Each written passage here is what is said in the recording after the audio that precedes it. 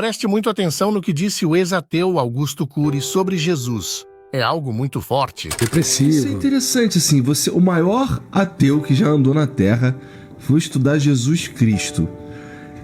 Qual foi o gatilho, cara? O que fez você ir por esse caminho?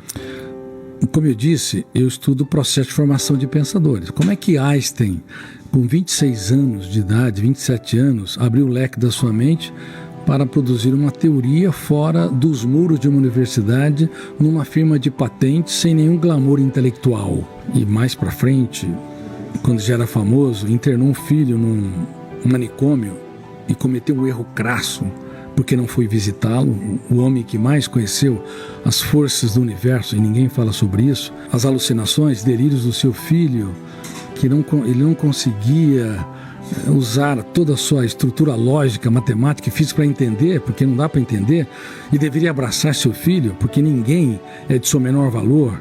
Einstein não fez isso. Então, enfim, eu estudei a mente de pessoas que conseguiram libertar o seu imaginário e eram seres humanos e falharam dramaticamente.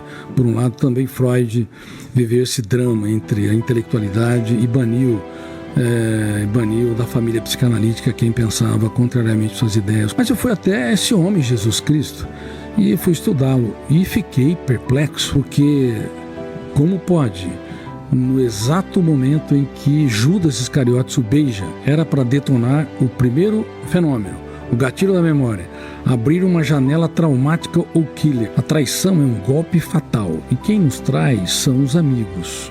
Os inimigos, os desafetos, nos frustram. Aqueles que você se doa e te machuca na raiz, isso é uma traição. E naquele momento, quando abre uma janela traumática duplo P, com duplo poder, poder de ter um volume enorme de tensão e poder de fechar o circuito, e você não abre milhares de janelas com milhões de dados para dar resposta inteligente, ou você agride, como muitas pessoas fazem, ou você recua timidamente. E ali havia uma escolta de soldados.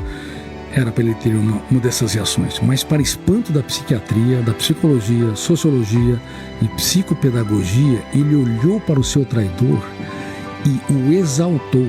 Ele o chamou de amigo. Amigo, porque ele não tinha medo de ser traído. Ele tinha medo de perder um amigo. E usou uma pergunta e levou o método do questionamento em níveis que o grande questionador da filosofia, Sócrates, jamais imaginou. Amigo, por que você está aqui?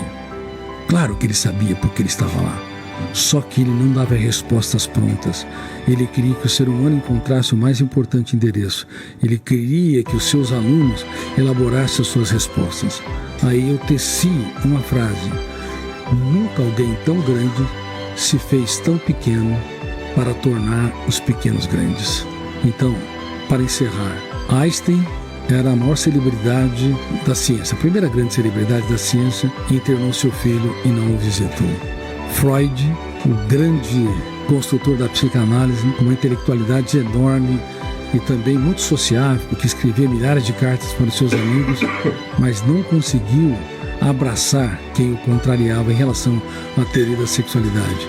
Agora estava ali, o mestre dos mestres, sendo beijado por um aluno, porque na verdade era uma senha para a traição, e ele de fato o abraça. Ele dá tudo o que tem para aquele que pouco tinha.